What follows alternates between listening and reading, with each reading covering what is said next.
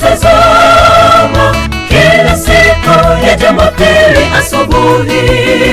Njoo pamoja tumshangilie Mungu wetu kwa mema anayotutendea kila siku.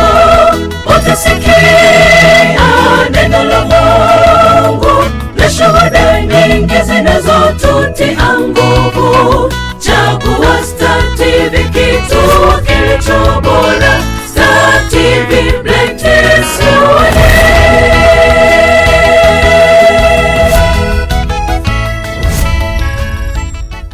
Tufungue kitabu cha Samueli sura ya 3, mstari wa kwanza. Tutasoma mengi kidogo, wa kwanza mpaka wa 19. Basi mtoto Samueli akamtumikia Bwana mbele ya Eli, na neno la Bwana lilikuwa adimu siku zile, hapakuwa na ufunuo dhahiri. Ikawa wakati huo Eli alipokuwa amelala mahali pake, tena macho yake yalikuwa yameanza kupofuka hata asiweze kuona. Hata taa ya Mungu ilikuwa haijazimika bado, na Samueli alikuwa amelala katika hekalu la Bwana palipokuwa na sanduku la Mungu. Basi wakati huo Bwana akamwita Samueli, naye akasema, mimi hapa. Akamwendea Eli kwa haraka akasema, mimi hapa, kwa maana uliniita. Akasema, sikukuita, kalale tena. Naye akaenda akalala tena. Bwana akaita mara ya pili, Samueli, Samueli. Akaondoka akamwendea Eli akasema, mimi hapa, kwa maana uliniita. Akajibu, sikukuita mwanangu, kalale tena. Basi Samueli halikuwa hamjui Bwana bado, neno la Bwana lilikuwa bado halijafunuliwa kwake. Bwana akamwita Samueli mara ya 3, naye akaondoka akamwendea Eli akasema, mimi hapa, kwa maana uliniita. Ndipo Eli akatambua ya kuwa Bwana ndiye aliyemwita yule mtoto. Kwa hivyo Eli akamwambia Samueli, enenda kalale, itakuwa akikuita utasema, nena Bwana, kwa kuwa mtumishi wako anasikia. Basi Samueli akaenda kalala mahali pake. Bwana akaja akasimama, akaita vile vile kama kwanza, Samueli, Samueli. Ndipo Samueli akasema, nena Bwana, kwa kuwa mtumishi wako anasikia. Hebu tuombe. Baba yetu wa mbinguni, Mungu wetu mwema na Mwokozi wetu Yesu Kristo, tunalitukuza jina lako Bwana. Asante kwa ajili ya neno lako. Tunasihi Bwana kwamba neno lako utalifanya baraka kwetu, utalifanya baraka kwa watu wanaotutazama kupitia TV, utalifanya baraka kwa wanaotusikiliza kupitia redio, na utalifanya baraka kwa watu wanaotutazama kupitia mitandao mbalimbali ya kijamii Bwana. Hebu neema yako ikawe kuu sana kutosha kila mmoja Bwana kuona udhaifu wake, kuona upungufu wake, na neema hiyo hiyo Bwana ikamuongoze kila mmoja kuweza kufanya matengenezo na kujirejesha mbele zako. Hebu fanya Bwana njia kwamba neno hili litaponya wagonjwa, litainua walioanguka, litafumbua macho yasiyoona, lakini pia litafungua akili za watu waweze kuyafahamu maandiko na kukufahamu wewe, na mwisho wajikabidhi mikononi mwako. Tunaweka hayo yote mikononi mwako tukiomba na kuamini katika jina la Yesu Kristo aliye hai. Amen. Mungu na wabariki.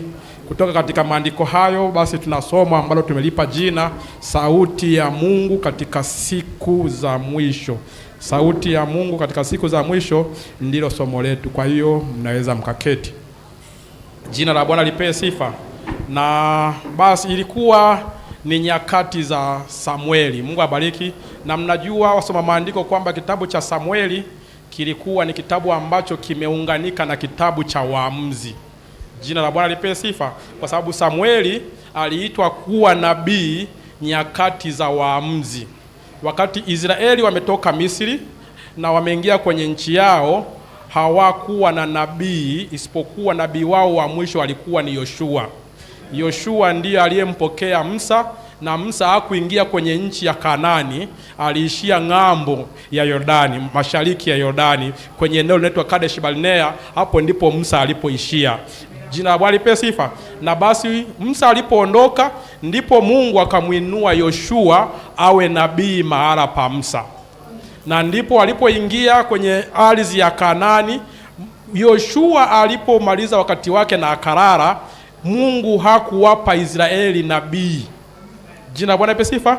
Walikaa vizazi vingi bila nabii na waliongozwa na waamuzi. Jina la Bwana lipewe sifa. Ndipo tukichukua kipindi hicho cha waamuzi, kinafananishwa kabisa na kipindi cha mataifa. Kwa nini kinafananishwa na kipindi cha mataifa?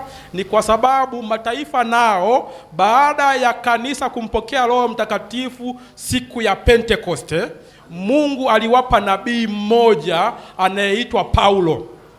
Jina la Bwana lipewe sifa. Kwa hiyo Paulo alipoondoka, Mungu hakutoa nabii mwingine. Jina la Bwana lipewe sifa. Kwa hiyo basi na Yoshua alipoondoka, Mungu hakuwapa Israeli nabii mwingine. Ndipo Israeli walikaa chini ya waamuzi. Na hao waamuzi tunajua kwa nuru ya maandiko walikuwa ni wengi, lakini waamuzi halisi na wenye nguvu walikuwa ni waamuzi 5. Jina la Bwana lipewe sifa. Na hao waamuzi 5, wa kwanza alikuwa ni Shamgali, wa pili alikuwa ni Gideoni, wa tatu alikuwa ni Samsoni, wa 4 alikuwa ni Yefta, na wa 5 nadhani alikuwa ni Baraki. Yes. Wa 5 alikuwa ni Baraki. Baada ya hao walikaa muda mrefu, ndipo Mungu akaja kuinua Samueli kama nabii. Ndipo basi ukimchukua Yoshua ukaongeza watengenezaji 5, wanakuwa 6. Ukimweka Samueli anakuwa wa 7. Ndipo Samueli ni nabii wa kizazi cha 7 kwa Agano la Kale. Jina la Bwana lipewe sifa. Na ndipo basi kanisa nalo lina nyakati 7. Tuna nabii wakati wa kwanza aliyekuwa akiitwa Paulo. Kutoka kwa Paulo, katikati ya Paulo na wakati wa 7, Mungu amekuwa na watengenezaji 5. Haleluya! Hao watengenezaji 5 wanasimama kwenye nafasi ile ile waliosimama waamuzi 5 nyakati za waamuzi, wakati Israeli wameingia kwenye taifa lao. Mwamuzi wa kwanza alikuwa anaitwa Ireneus. Jina Bwana lipewe sifa.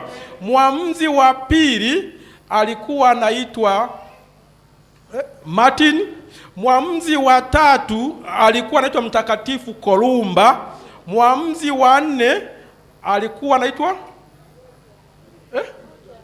Luther alikuwa ni wa 5. Okay, sawa ni mwamuzi mwingine alikuwa anaitwa Luther, Mungu abariki. Na mwamuzi mwingine alikuwa anaitwa Wesley. Ukimchukua Luther, ukianzia kwa Kolumba, chini ya Kolumba alikuwako Paulo, Mungu abariki. Kwa hiyo ukiwachukua hao 5 ukawaunganisha hapo, Mungu abariki, wanakuwa 6. Na ndipo basi katika nyakati hizi tulizopo tunapaswa kuwa na nabii. Kwa nini tunapaswa kuwa na nabii? Tunapaswa kuwa na nabii ili vivuli vilingane. Mungu abariki. Kama hatuna nabii wakati huu, basi vivuli vya Biblia vitakuwa vimepishana na kutakuwa kuna hitilafu kwenye neno la Mungu. Jina Bwana lipewe sifa. Ndipo basi niwadokeze wasikilizaji wetu kwamba hivyo ndivyo ilivyo. Kuna nabii alishakuja, alishahudumu na alishamaliza wakati wake na akaondoka. Na sasa tupo kwenye siku za sauti ya nabii huyo. Jina la Bwana lipewe sifa. Basi ukiona leo kuna utitiri wa manabii, jina la Bwana lipewe sifa, akili zikuongoze na utambue kwamba hakuna uwezekano wa kuwepo dola ya bandia bila kuwepo dola sahihi. Hakuna uwezekano wa kuwepo sarafu bandia bila kuwepo sarafu sahihi, kwa sababu kabla bandia haijakuwepo inapasa itangulie iliyo halisi. Jina la Bwana lipewe sifa. Hatuwezi tukawa na bandia bila kuwepo na halisi. Jina la Bwana lipewe sifa. Leo mtu akikupa mtihani akakwambia nitafutie noti ya shilingi 20,000 ya Tanzania, jina la Bwana lipewe sifa, akwambia nitafutie noti ya shilingi 20,000 ya Tanzania iliyo ya bandia, hautakaa uipate. Mungu abariki. Kwa nini hautaipata? Kwa sababu hakuna noti halisi ya shilingi 20,000 ya Tanzania. Ili upate bandia lazima ukopi kwenye halisi. Jina Bwana lipewe sifa. Lakini mtu huyo yakikwambia nitafutie noti ya bandia ya shilingi 10,000 ya Tanzania, hata angetaka kontena zima ungemletea. Kwa nini? Kwa sababu kuna halisi ambapo tenda utoe fotokopi. Jina la Bwana lipewe sifa. Kwa hiyo maadamu tu tunajua maandiko yalisema wakati huu, nyakati tunazoziishi zina manabii wengi wa uongo. Haleluya, na makristo wengi wa uongo. Mungu abariki. Basi tujue kutakuwa na nabii wa kweli na mkristo wa kweli. Jina la Bwana lipewe sifa. Lakini nataka kusema nini? Nataka kusema sauti ya wakati wa mwisho. Kulikuweko na sauti ya wakati wa mwisho nyakati za waamuzi. Samueli alipokuja, huo ulikuwa ndio wakati wa mwisho wa waamuzi. Jina Bwana lipewe sifa. Na huyo mtengenezaji alipokuja akiwa ni nabii, Mungu abariki. Samueli alibeba na sifa mbili. Alibeba sifa ya nabii na alibeba sifa ya mtengenezaji. Jina la Bwana lipewe sifa. Kwa hiyo alipokuja Samueli ulikuwa ndio mwisho wa matengenezo, ulikuwa ndio mwisho wa waamuzi. Jina la Bwana lipewe sifa. Hiyo tutangazia kitu gani? Atakapokuwa amekuja huyo nabii wa wakati wa mwisho, huo ndio wakati wa mwisho wa mataifa. Ujue neema inaelekea kwa Wayahudi na mataifa wanaenda kufumbwa macho kama ambavyo Wayahudi walifumbwa macho wakati neema ikija kwa watu wa mataifa. Jina la Bwana lipewe sifa. Basi hebu tuendelee kwenye somo letu. Maandiko yanatuambia wakati wa Samueli hapakuwa na maono dhahiri. Neno la Mungu halikuwa wazi kwa sababu kulikuwa hakuna ufunuo ulio dhahiri. Jina Bwana lipewe sifa. Kwa hiyo ni kizazi ambacho kilikuwa kinatembea kwa kupapasa papasa. Kilikuwa kinatembea kwa kuhisia. Ndipo maandiko yanasema kwamba nyakati hizo za waamuzi ilifikia mahala watu wakajiendesha jinsi ambavyo wanaona inafaa. Hawakujiendesha vile Mungu anataka, ila walijiendesha vile wanavyoona inafaa. Kwa nini? Kwa sababu kulikuwa hakuna maono dhahiri. Kwa sababu neno la Mungu lilikuwa halijawa wazi. Na neno umjia nabii. Maono umjia nabii. Jina Bwana lipewe sifa. Kwa hiyo ilimgharimu Mungu kuwatumia nabii ili neno la Mungu liwe dhahiri, ili maono yawe wazi. Na mnajua maandiko yalisema pasipo maono watu huangamia. Kwa hiyo kama kipindi hicho kilikuwa hakina maono, hiyo ni tangazo kwamba hilo taifa lilikuwa linakabiliwa na maangamizi. Na ili wasiangamie, ilimgharimu Mungu kumtuma nabii. Na basi kama sisi pia tumekuwa na nyakati nyingi ambazo hatuna nabii, hilo ni tangazo kwamba maono kwa watu wa mataifa sio dhahiri. Na utadhibitisha hicho kwa kuangalia hali za kiroho zinavyoenda. Kila dhehebu linajaribu kufanya vile inavyoonekana inapendeza kwao. Dhehebu hili linaelekea mkondo ule, na dhehebu jingine linaelekea mkondo mwingine, na dhehebu jingine linaelekea mkondo mwingine. Ukiwauliza watakuambia ni kwa sababu ya imani yetu, si imani ya Mungu, imani yao. Lakini ukweli ni kwamba Wakristo hatupaswi kuongozwa na imani zetu. Hatupaswi kuongozwa na mitazamo yetu. Tunayo imani moja. Maandiko yalisema muishindanie imani moja waliokabidhiwa watakatifu mara moja. Haleluya. Kwa hiyo Ukristo una mahala pa kuelekea. Tunapoona milengo ni mingi, imani ni nyingi, tunapaswa tujue kwamba mafunuo sio dhahiri. Na kama mafunuo sio dhahiri, kukosekana kwa mafunuo ni tangazo la maangamizi. Jina la Bwana lipewe sifa. Lakini niko hapa kusema nini? Niko hapa kukuambia mpendwa unanitazama na unanisikiliza kwamba sio kweli kwamba Mungu ametuacha tuende tu bila kuwa na mwelekeo.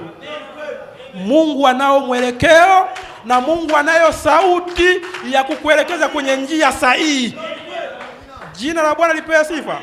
Basi hebu tuendelee. Kwa hiyo kipindi hicho maono ya Mungu hayakuwa zaidi, na ndipo Mungu akamtuma Samueli ili awarudishe kwenye njia. Kazi ya nabii, Mungu abariki. Nabii yoyote wa kweli, acha wa uongo, nabii yoyote wa kweli anapokuja kuwahubiria watu, anapokuwa ametumwa na Mungu, kazi yake huwa ni kuwarudisha watu kwenye neno. Kazi yake huwa ni kuambia watu, mmeliacha neno, rudini kwenye neno. Jina Bwana pasifa. Leo tunapoona tuna utitiri wa manabii, hawawaambii watu kwamba mmeliacha neno, ila watu wanachowaambia watu ni kwamba toeni mbarikiwe, nunueni maji, nunueni chumvi, nunueni udongo, nunueni vitambaa, mbarikiwe. Vitu ambavyo havijawahi kuonyeshwa kwenye maandiko. Tunapaswa tujiulize, je, Mungu alikosea aliposema hakuna amani kwa waovu? Au kuna namna nyingine Mungu kabadilisha nia yake? Jina Bwana sifa. Kwa maswali yote mawili jibu ni hapana. Mungu hajawahi kukosea. Akikosea atakuwa ni Mungu anayejifunza, na ikiwa ni Mungu anayejifunza, yeye si Mungu mjua yote, na akiwa si Mungu mjua yote hana hazi ya kuitwa Mungu, kwa sababu Mungu ni Mungu anayejua mambo yote. Haleluya. Lakini je, amebadilisha nia yake? Na yenyewe ni hapana. Mungu habadilishi nia yake kuhusu neno lake, kwa sababu neno lake ndiyo hukumu ya vizazi vyote. Jina Bwana sifa. Kwa hiyo Mungu hawezi kujuta, hawezi kutubu. Na kama hawezi kutubu, hawezi kubadilisha nia yake kuhusu neno lake. Mungu ni mwenye msimamo kwenye neno lake. Jina Bwana sifa. Shida iko upande kwa sisi. Upande wetu sisi watu ndio tumeliacha neno la Mungu, na tunajaribu kulifanya neno la Mungu ni kitu cha kuchezea chezea. Hayo ndiyo mazingira ambayo Samueli alizaliwa ndani yake. Samueli wakati anazaliwa, Mungu abariki, maandiko yanasema mzee Eli aliyekuwa kuhani kwa nyakati hizo alikuwa amezeeka sana. Haleluya. Na alikuwa amezeeka kwa kiwango ambacho alikuwa hawezi tena kukemea, alikuwa hawezi tena kuonya, alikuwa hawezi kutoa maamuzi thabiti. Na zaidi ya yote, maandiko yanasema wakati huo mzee Eli macho yake yalikuwa yameanza kupofuka. Mnajua kuhani anafunua kitu gani? Kwa mujibu wa maandiko, kuhani anafunua kanisa. Haleluya. Ndicho kizazi tulichoko leo. Kizazi tulichoko leo, kanisa limezeeka. Kanisa limechakaa. Kanisa haliwezi kuonya tena. Kanisa haliwezi kukemea dhambi tena. Kanisa haliwezi kuwafundisha watu na kuwarudisha kwenye neno tena. Halitoi maamuzi thabiti sawa na neno. Kwa nini? Kwa sababu pepo wa kimadhehebu kaliteka kanisa. Leo kanisa halioni neno la Mungu, kanisa linaona mafundisho ya wanadamu. Kwa faida ya wasikilizaji wangu na watazamaji wangu mnaosikiza sasa, ni kwamba manabii wote akiwemo pamoja na Yesu waliuliwa. Sio na walevi, sio na wazinzi, sio na vibaka. Haleluya. Manabii wote waliuliwa na wakuu wa dini za kimadhehebu akiwemo Yesu. Mitume wa Yesu wote waliuliwa na watu wa kimadhehebu. Paulo aliyekuwa anaitwa Sauli, wakati akiwa ni mtu wa dhehebu la Kifarisayo, biashara pekee aliyokuwa anajua ilikuwa ni kuua na kutesa Wakristo. Haleluya. Kwa hiyo mtu yoyote ambaye ni kiongozi wa dini za kimadhehebu, mtizamo sahihi wa yeye ni kutetea dhehebu lake na si kutetea neno la Mungu. Kwa hiyo ukienda ukaongea neno la Mungu, mtu wa madhehebu lazima mvurugane, kwa sababu anaona unaharibu ulaji wake. Jina la Bwana lipewe sifa.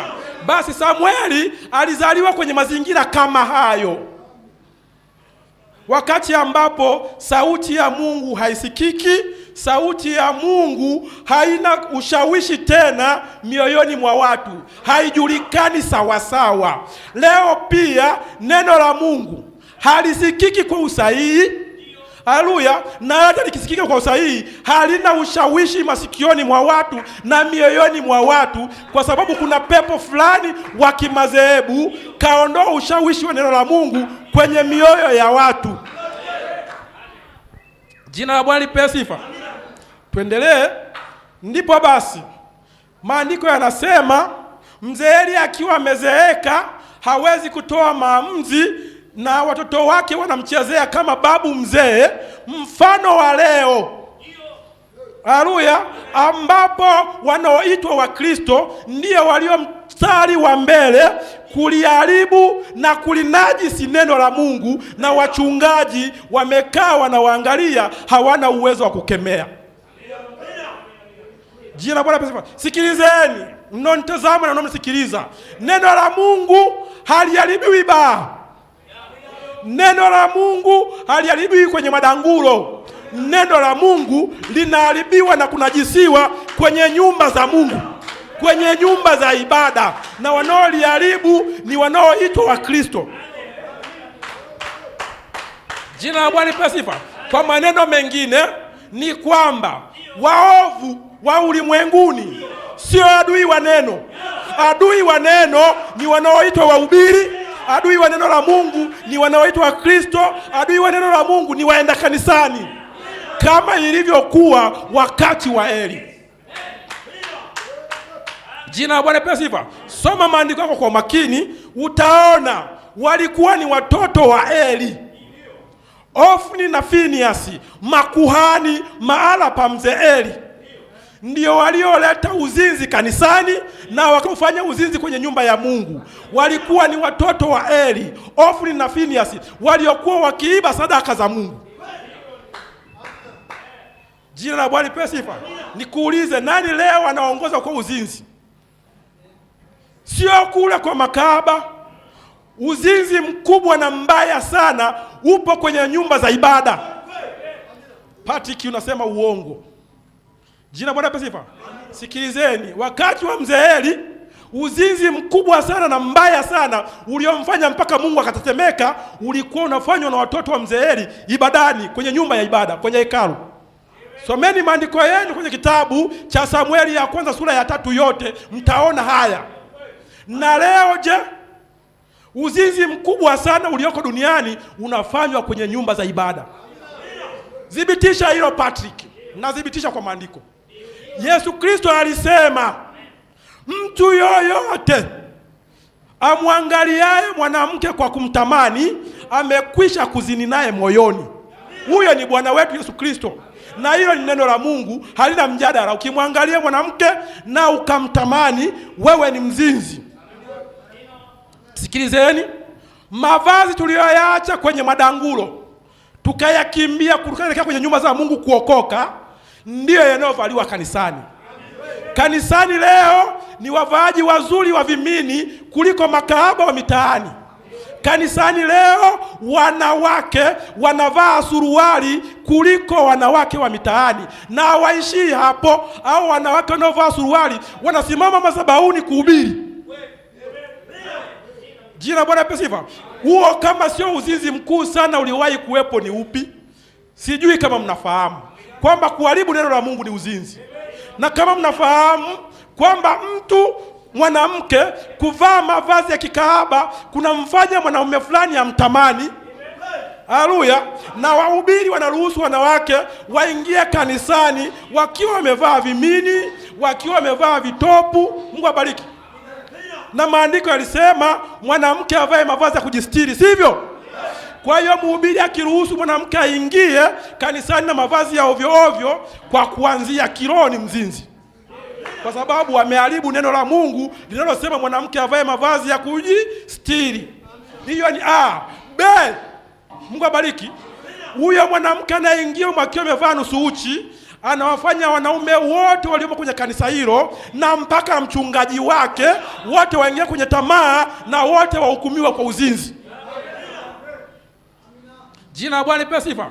Sasa nikuulize, huyu aliyewaharibu watakatifu wa Mungu kwenye nyumba ya Mungu na yule wa mitaani, yupi bora?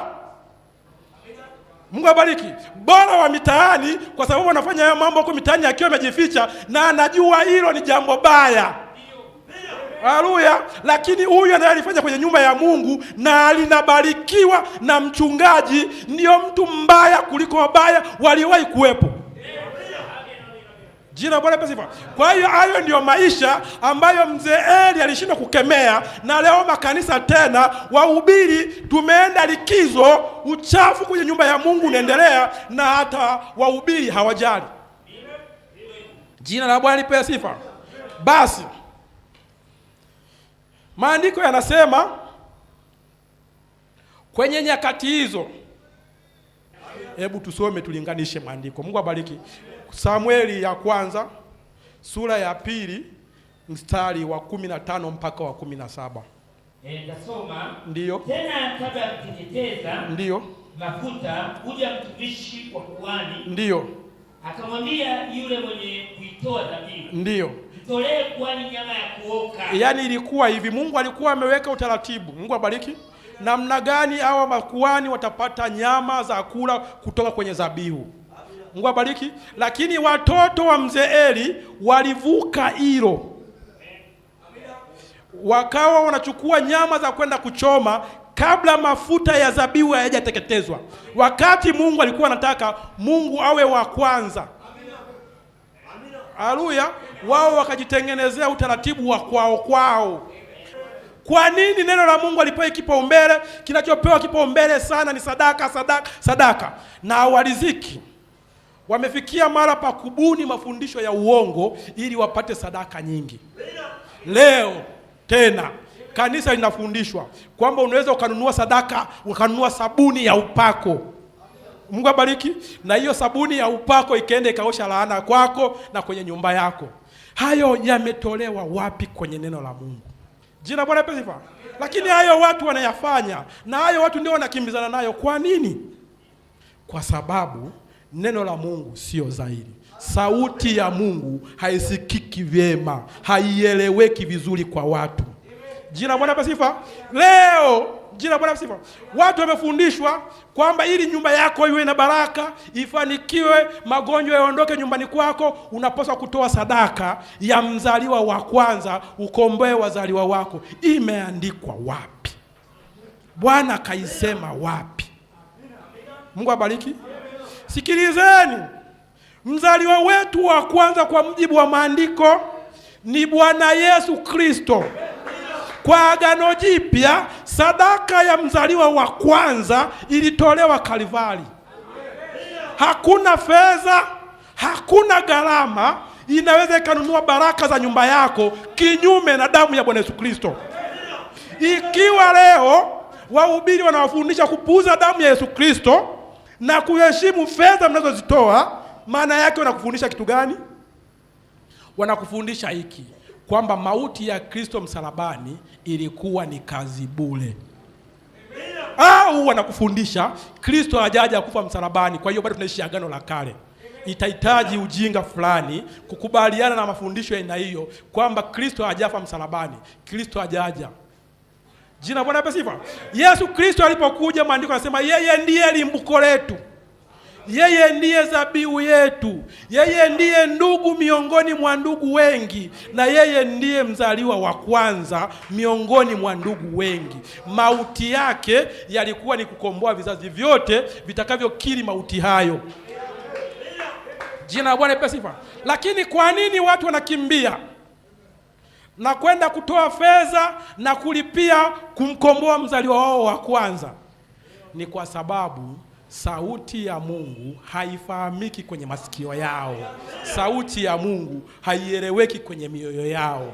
Ingekuwa inaeleweka kama mimi ninavyoielewa, wasingekubaliana kufanya hayo. Nipo hapa kukwambia, hizo zote zinazokuambia ulipie baraka zako, ulipie ukombozi wako, sio sauti za Mungu. Sauti ya Mungu inasema mmepewa bure, toeni bure. Jina la Bwana lipe sifa. Ni wahubiri wangapi leo wanajua neno la Mungu ni sauti ya Mungu? Jina la Bwana lipe sifa. Lakini hawapo tayari kuliheshimu. Mfano ni huu. Ukienda kwa wahubiri ukawaonyesha, ukawaambia hapa Mungu amesema kwenye Timotheo sura ya 2 na Wakorinto sura ya 14 mwanamke haruhusiwi kuhubiri, wanakuambia hiyo ni sauti ya Paulo. Mungu abariki. Ni sauti ya Paulo. Hii Biblia ni ya Paulo? Jina la Bwana lipe sifa. Hii Biblia ni ya Paulo au ni ya Mungu? Sikiliza, Biblia yote inaitwa neno la Mungu. Amen. Paulo mwenyewe anakataa kwenye Wakorinto sura ya 14, anasema hayo sio maagizo yake, hayo ni maagizo ya Bwana. Mwanamke asihubiri sio maagizo ya Paulo, hayo ni maagizo ya Bwana. Ukiwaeleza hivyo nakwambia unajua hayo yalikuwa ni mazingira ya Korinto, kwa hiyo unapaswa kujua mkutaza. Hebu niambieni nyinyi wahubiri, mazingira ya Tanzania ni yapi? Na mkutaza wa Tanzania ni upi? Niambieni nyinyi wahubiri, mazingira ya Ufaransa ni yapi? Na mkutaza wa Ufaransa ni upi? Alafu niambieni, ni wapi Mungu aliandika Biblia ya Wasukuma? Ni wapi Mungu aliandika Biblia ya Wazaramo? Ni wapi Mungu aliandika Biblia kwa ajili ya Wachina? Neno la Mungu ni kwa watu wote. Jina la Bwana lipe sifa. Sikilizeni nyinyi mnaosema kwamba hayo yalikuwa ni maandiko kwa ajili ya Wakorinto tu. Kitabu chenyewe cha Wakorinto kinakataa. Ndio. Kinasema yalikuwa ni kwa ajili ya watu wote wanaoliitia jina la Bwana. Hiyo ni Wakorinto wa kwanza sura ya 1 mstari wa 2 na wa 3. Kwa kanisa la Mungu lililoko Korinto, wale waliotakaswa katika Kristo Yesu. Ndio. Walioitwa wewe watakatifu. Yaani Paulo tuonyesha kwamba huo waraka unaenda kwa kanisa la Mungu lililoko Korinto, na wale walioitwa na katika Kristo, walioitwa wewe watakatifu pamoja. Amen. Na nini? Pamoja na wote wanaoliitia jina la Bwana wetu Yesu Kristo kila mahali. Pamoja na wote wanaoliitia jina la Bwana Yesu Kristo kila mahali. Huo waraka hauishii kwa Korinto. Unaenda kila mahala walipo watu wanaoliitia jina la Bwana Yesu Kristo. Alafu mtu mmoja muongo tapeli kama walivyo watoto wa mzee Eli anasema ilikuwa ni kwa ajili ya Wakorinto tu. La mpendwa, haikuwa kwa ajili ya Wakorinto tu, ilikuwa ni kwa ajili ya Wakristo wote. Mwingine naye anakurupuka kunasema hayo yalikuwa ni maagizo ya Paulo. Paulo anasema hayakuwa maagizo yake. Amen. Yalikuwa ni maagizo ya Bwana. Wakorinto hiyo sura ya 14 mstari wa 34 na kuendelea. Nitasoma. Ndiyo, soma twende. Wanawake na wanyamaze katika kanisa. Anasema wanawake na wanyamaze katika kanisa. Maana hawana ruhusa kunena. Kwa sababu hawana ruhusa ya kunena. Bali watii. Ila watii. Kama vile inavyo Torati nayo. Kama vile inavyonena Torati. Nao wakitaka kujifunza neno lolote. Tuendelee. Na waulize waume zao wenyewe nyumbani mwao. Waulize waume zao wenyewe nyumbani mwao. Maana ni aibu mwanamke kunena katika kanisa. Hayo ni maneno sivyo? Hayo ni maandiko sivyo? Ndio. Wanasema ni ya Paulo. Ngoja na sisi tujifanye wajinga, ni ya Paulo. Tuendelee kusoma. Au je neno la Mungu litoka kwenu? Neno la Mungu litoka kwenu? Au kuwafikia nyinyi peke yenu? Ndio. Yaani Paulo anauliza swali, nyinyi mnaoruhusu wanawake kuhubiri, neno la Mungu lilitoka kwenu? Jina Bwana pesa. Na kama lilitoka kwenu, basi liliwafikia nyinyi. Je, liliwafikia nyinyi peke yenu? Manabii wengine wa Agano la Kale alikuwafikiaga? Manabii wengine wa Agano Jipya halikuwafikia? Liliwafikia nyinyi peke yenu?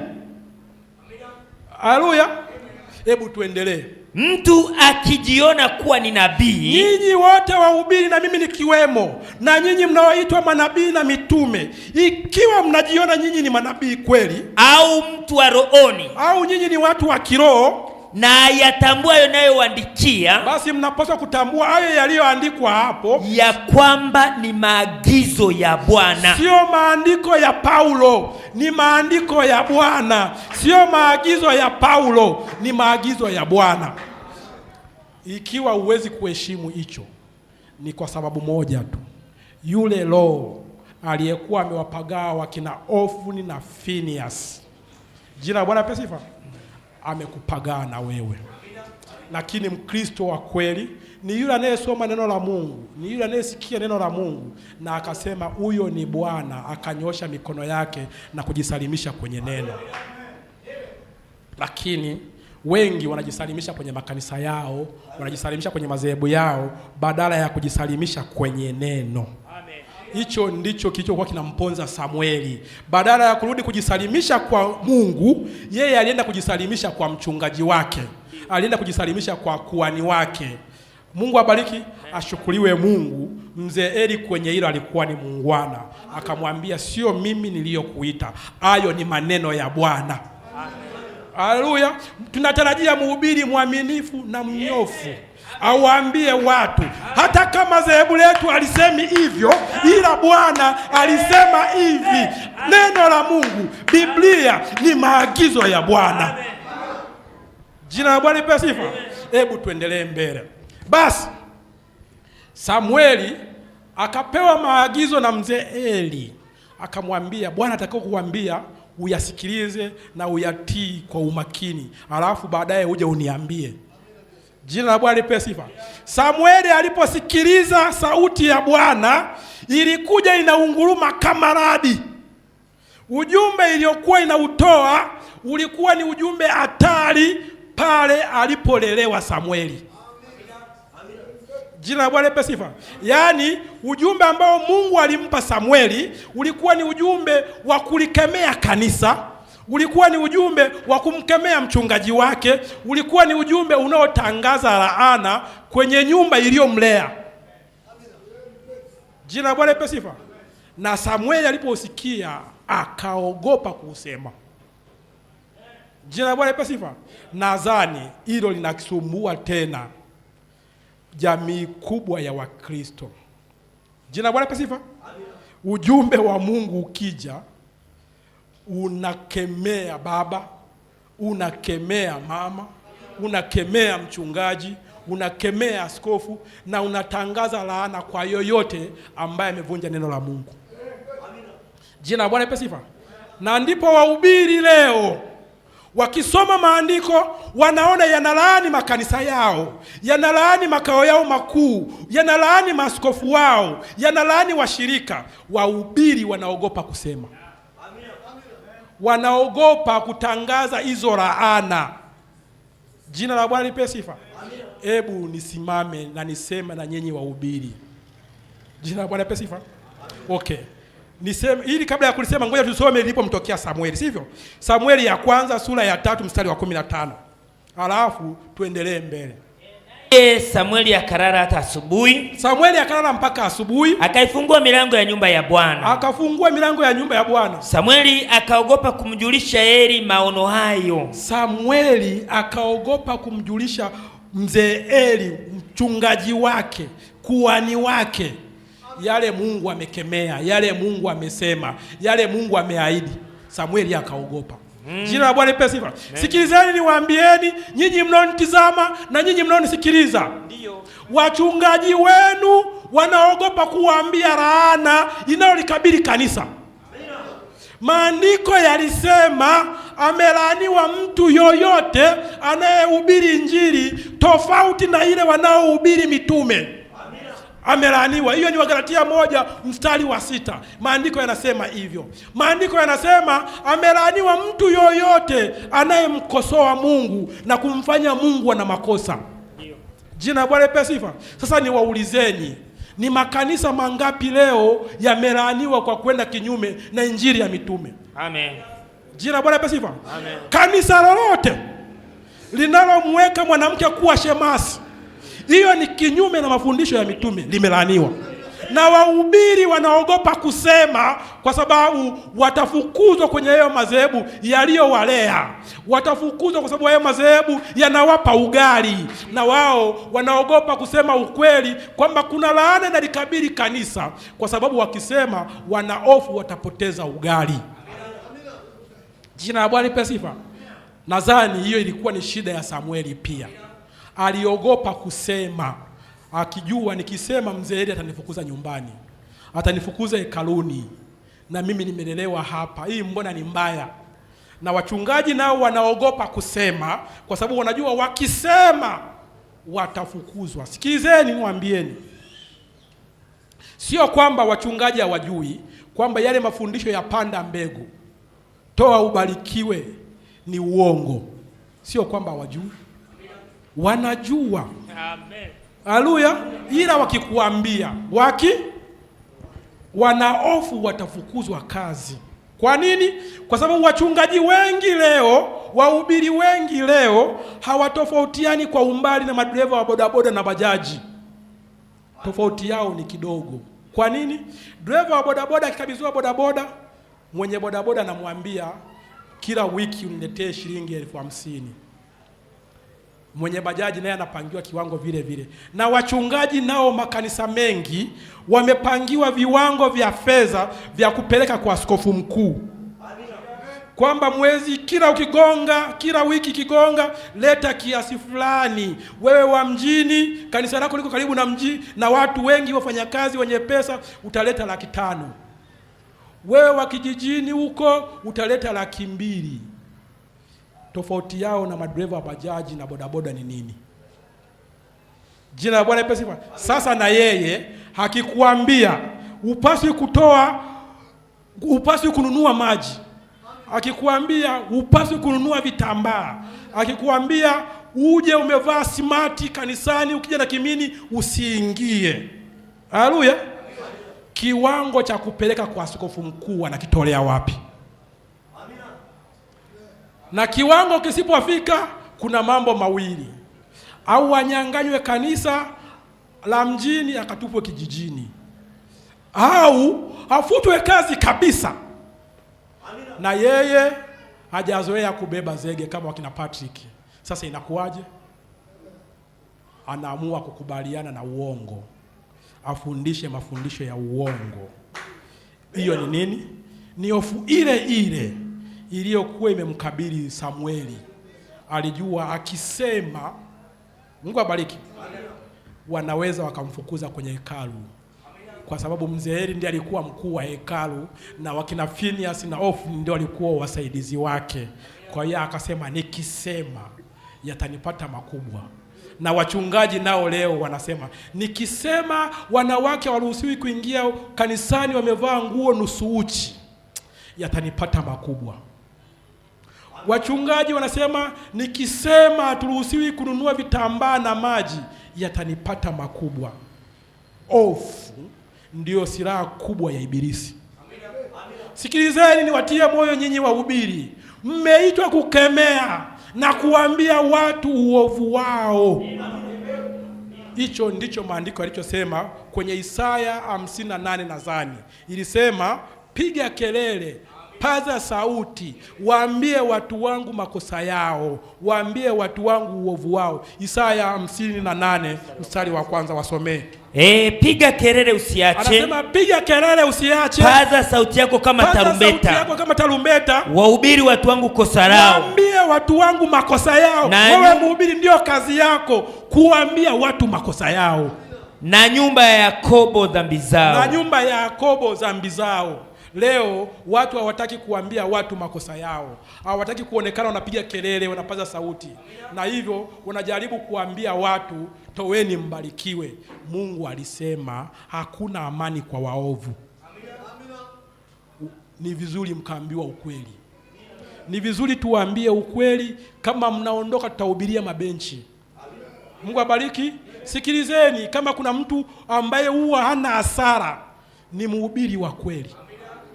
Kwa nini? Hawezi akakosa mtu wa kumsikiliza, hawezi kukosa kitu cha kumsikiliza na kusema hiyo ni kweli. Kama wote wakiondoka, miti itasikia, ndege wa angani watasikia. Unasema ndivyo ilivyo Patrick. Naam, maandiko yalisema hubirini injili kwa kila kiumbe. Haleluya. Kama watu wamegoma kukusikiliza, panya waliomo kwenye kanisa hilo unalohubiria watakusikiliza, watasema hiyo ni sauti ya Mungu. Mnasema Patrick, hayo huwa yapo nayo. Ndiyo, nikukumbusha unaonitazama na unaonisikiliza. Hapo nyumbani kwako ukimuona panya, utambue jambo moja. Babu wa huyo panya wa babu wa babuza aliisikia sauti ya Nuhu akihubiri, akaingia kwenye safina. Ndio maana huyo panya yupo. Ukitembea mtaani au uko msituni ukamuona nyati, ujue babu na bibi wa bibi na babu wa huyo nyati walimsikia siku moja Nuhu anahubiri injili, wakaingia kwenye safina. Kwa hiyo wasomi waligoma kuingia kwenye safina, wasomi waligoma kumsikiliza Nuhu, lakini bata, nguruwe walimsikia Nuhu wakaingia kwenye safina. Sasa nikuulize, nani alikuwa na hasara? Waliompuuza Nuhu au waliomsikiliza Nuhu? Jina la Bwana pesa. Sasa wewe mhubiri unaogopa nini? Kinachokufanya uogope ni kwa sababu unawaza masilahi ya ulimwengu huu. Mungu abariki. Wewe Mkristo unaogopa nini? Kutoka kwenye kanisa linalofundisha mafundisho ya uongo na uende kwenye kanisa linalohubiri injili ya kweli. Unaogopa nini? Jibu ni moja, ulishatishwa ukaambiwa ukifa hatutakuzika. Kwa hiyo unahofu kwamba ukiondoka, ukifa hawatakuzika. Nikuulize wewe, kama sio ujinga ni kitu gani? Ni nani aliwahi kufa mtaani kwenu? Ni nani aliyewahi kufa kijijini kwenu? Ni nani aliyewahi kufa kwenye jimbo lenu na hakuzikwa? Jina Bwana pesipo. Unasema walizikwa na town council, walizikwa na serikali ya mtaa. Sasa nikuulize, kuna hasara gani ukizikwa na serikali ya mtaa? Hebu nisaidie. Yohana Mbatizaji alibatizwa, alizikwa na kuhani nani? Yohana Mbatizaji. Nani alienda kumzika? Kuhani yupi alienda kumzika Yohana Mbatizaji? Mungu abariki. Jibu ni kwamba hatofautiani na watu waliozikwa na town council. Lakini je, hiyo kutokuzikwa na kuhani ilimuondolea Yohana Mbatizaji utakatifu wake? Wale watakatifu tunaowasoma wafia imani waliokuwa wanaliwa na simba na kuchomwa moto, walizikwa na askofu nani? Walizikwa na mchungaji nani? Mungu abariki. Wengine wao nyama zao na mifupa zao zilikuwa kinyesi cha simba. Je, hayo yaliwaondolea utakatifu wao? Kwa nini uogope kuifuata kweli eti tu kwa sababu hawatakuzika? Mungu abariki. Jibu ni moja. Yule pepo aliyekuwa anajaribu kumtisha Samueli kakupagaa, anakutisha na wewe. Unayenisikiliza, rudi kwenye neno. Neno ndiyo sauti ya Mungu ya wakati wetu wa mwisho. Neno ndiyo njia ya wokovu wako. Neno ndiyo sababu kuu ambayo Mungu amekupa. Jina la Bwana lipewe sifa. Kwa hiyo wahubiri wanaogopa kusema neno kwa sababu wanaofu wakisema neno masurufu yao yataharibika. Na Wakristo nao wanaofu kulifuata neno kwa sababu wanaofu wakilifuata neno makanisa ya watawatenga. Nikwambie mpendwa unaonitazama, mpendwa unaonisikiliza, watakatifu wote walikuwa ni watu waliotengwa. Madhehebu yaliwatenga, lakini Mungu aliwapenda. Kwa nini aliwapenda? Kwa sababu waliipenda sauti yake. Na wewe si uipende sauti yake leo, si ulipende neno lake leo, na wewe si uikubali sauti yake leo ili Mungu akupende. Jina la Bwana lipewe sifa. Kwa hiyo Samueli aliogopa kusema kwa sababu ilikuwa ni hukumu kwenye nyumba aliyolelewa. Na wachungaji wanaogopa kusema kwa sababu ni hukumu kwenye nyumba waliolelewa. na Wakristo nao wanaogopa kusema kwa sababu ni hukumu kwenye makanisa waliolelewa. Jina la Bwana lipe sifa. Lakini inapaswa isemwe. Isemwe, mwenye masikio asikie. Isemwe, anayempenda Mungu alipende neno lake aokoke. Isemwe, wanaolaani walaani walaaniwe. Kwa nini? Kwa sababu injili imekuja kwa kazi mbili. Kazi ya kwanza, wanaoamini waokolewe, na kazi ya pili, wasioamini wahukumiwe. Ndio maana tuko hapa kusema ukweli, ili muamini muokolewe na mkatae kuamini muhukumiwe. Jina la Bwana lipewe sifa. Basi Samueli ilimlazimu aseme. Kwa nini ilimlazimu aseme? Kwa sababu alikuwa ameitwa kusema. Amina.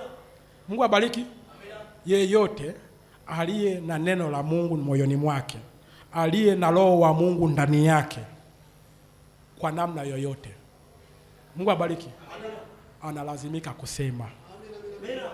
Ninayasema haya kukutia moyo wewe mchungaji ambaye umekuwa ukiugua moyo kama Lutu alivyokuwa akiugua moyo Sodoma. Mungu abariki.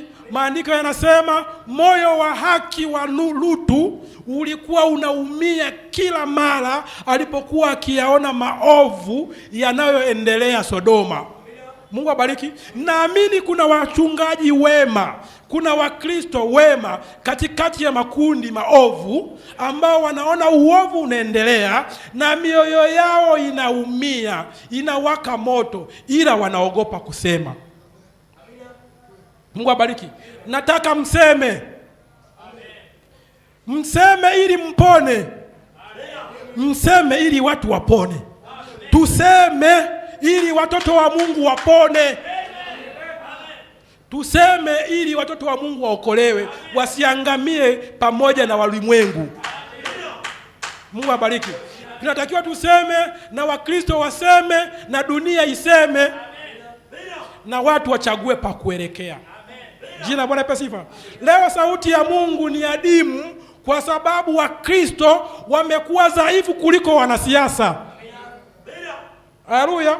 Wanasiasa wanaweza wakatangaza sera za vyama vyao, wanaweza wakatangaza habari zao, wakazunguka na kusema, alafu Wakristo wenye kweli wamefumba midomo. Matokeo yake siasa inakuwa juu ya neno la Mungu. Jina la Bwana lipe sifa. Hebu tuseme. Mtu mmoja aliwahi kuniuliza, akasema, wewe Patrick, kwa nini kila ukisema, kila ukihubiri, unahubiri vizuri, alafu mwishoni unaharibu kwa kusema wanawake hawaruhusiwi kuhubiri? Sasa kama ulishasema, si ukae kima ulishasikia? Mungu abariki. Hawajasikia. Wangesikia wangeacha. Wanawake hawaruhusiwi kuhubiri, nasema tena, kwa sababu hawajasikia. Kusikia ni kuelewa. Yaani baba yako akikwambia nimekutuma nenda kwa John, ukaanza kupiga hatua, akakuuliza umesikia nilichokuambia? Maana yake anakuambia nini? Umeelewa nilichokuambia? Kwa hiyo kama wamesikia wajaelewa, tunapaswa turudie kusema na kusema na kusema, siku wakiacha tuache. Jina la Bwana lipewe sifa. Ndipo basi, kwa nini hamuoni shida?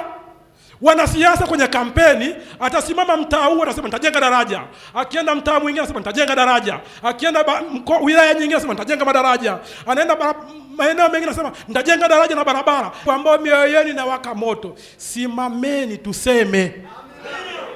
Simameni tumtangaze Mungu. Huu ni wakati wa mwisho. Hebu kila mmoja asimame na aonyeshe upande wake. Walio wa Mungu warudi kwa baba yao Mungu, na walio wa Ibilisi warudi kwa baba yao Ibilisi. Kila mmoja aonyeshe upande wake. Nikuulize wewe Mkristo mwenzangu, kama mitume wangeogopa kukatwa vichwa, leo ungekuwa na Ukristo? Kama wafia imani wangeogopa kuliwa na simba, tungehubiri nini leo? Kama wangependa ugali, kama wahubiri wa kisasa wanavyopenda ugali, tungehubiri nini leo? Ukristo ungekuwa wapi leo? Wako wapi leo wakina Yohana wa kale waliokatwa vichwa? Wako wapi? Wako wapi leo wakina John Wesley wa kale wako wapi leo? Wakina John Hashi wa kale wako wapi leo? Mungu abariki. Wakina John Wycliffe wa kale wako wapi? Hawaonekani kwa sababu kila mmoja anahubiri kwa maslahi yake. Nikuulize, kama John Wycliffe angehubiri kwa maslahi yake, tungekuwa na Biblia leo? Kama Martin Luther angehubiri kwa maslahi yake, Uprotestanti ungekuwa wapi leo? Kama John Wesley angehubiri kwa maslahi yake, Ukristo ungekuwa wapi leo? Mungu abariki. Hebu tuhubiri kwa maslahi ya ufalme wa mbinguni. Hebu Mkristo ishi kwa ajili ya utukufu wa Bwana. Rudini kwenye neno na mumtukuze Mungu wa mbinguni, na Mungu awabariki. Tusimame. Wetu mwema na Mwokozi wetu Yesu Kristo, ulisema kwenye neno lako, mwenye sikio nasi kwa neema yako tumesema, ili yule aliye na sikio la ndani asikie. Bwana, hebu waamshe Bwana kwa mahubiri haya. Waamshe kwa hiyo sauti yako mfalme, ambayo imetoka kwenye neno lako na kuwaendea, ili Mungu wakugeukie na kukurudia wewe Bwana. Tunalaani kila roho ovu za kidini na za kiulimwengu zinazojaribu kukandamiza na kuzuia sauti yako isiungurume na isisikike katika mioyo ya watoto wako. Hizo zote zikashindwe katika jina la Yesu Kristo. Wale waliosema hiyo ni kweli Bwana, amsha mioyo yao, amsha fahamu zao Baba, wakurejee wewe mfalme. Tunawaweka mikononi mwako mfalme, wale wote ambao ni wahubiri, mioyo yao imekuwa ikiugua juu ya yale yanayoendelea kwenye makanisa na madhehebu, lakini wanashindwa kusema kwa hofu ya kupoteza mikate na ajira. Hebu neema yako iwashukie Bwana, watambue na kulikumbuka neno la mtumishi wako Daudi alilosema, nimeishi na sijawahi kumwona mtakatifu wa Bwana akifa kwa njaa na watoto wake wakizurura mitaani kuomba mkate. Wakajua wewe ndiye Jehova Jire Bwana, wewe ndiye Mungu barikie, wewe ndiye Mungu inuae, wewe ndiye Mungu unayejipatia kila kitu Bwana. Unajipatia riziki kwa ajili ya watoto wako, unajipatia amani kwa ajili ya watu wako, unajipatia yote Bwana, na unajipatia hudumu wa kweli. Hebu jalia mfalme, hao ambao mioyo yao inaugua wasimame tena na waseme, kwa sasa nitaanza tena.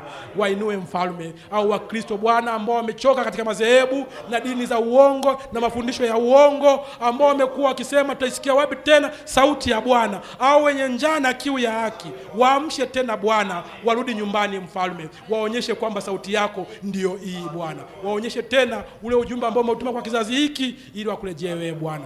Ponya wagonjwa, inua walioanguka, mbariki kila mmoja Bwana ambaye moyo wake unakutumainia wewe. Tunawakabidhi mikononi mwako katika jina la Yesu Kristo aliye hai. Amen. Msikilizaji wetu na mtazamaji wetu, kwa hapo tumefikia mwisho, lakini hata hivyo unaweza kututafuta tena kwa kutupigia simu zifuatazo: 0765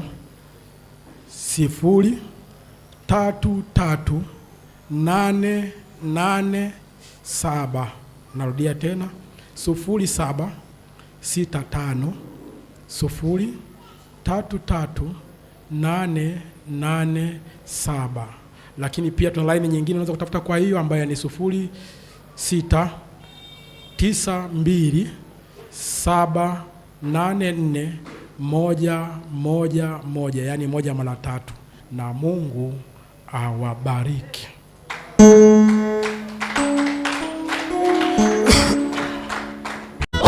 Usikose kutazama kila siku ya Jumapili asubuhi.